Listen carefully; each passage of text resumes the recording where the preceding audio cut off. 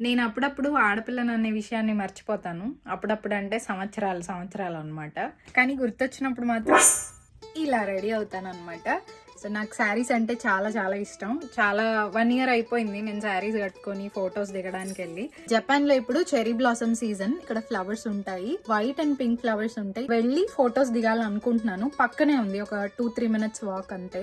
So, ఇదే ఆ cherry blossom spot కనిపిస్తుంది కదా! మొత్తం అంతా ఉంటుందన్నమాట బారుగా.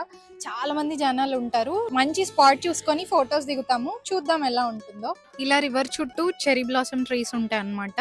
మొత్తం ఇక్కడ జనాలు తిరుగుతూ ఉంటారు. ఇంకా ఈ రివర్ ఎంత పొడుగుంటే అంత పొడుగు చెర్రీ బ్లాసమ్స్ ఉంటాయి.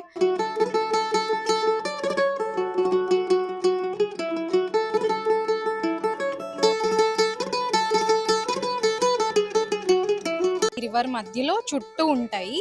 ఇక్కడ వచ్చేసి మొత్తం జనాలంతా వచ్చి ఫొటోస్ వీడియోస్ దిగుతూ ఉంటారు.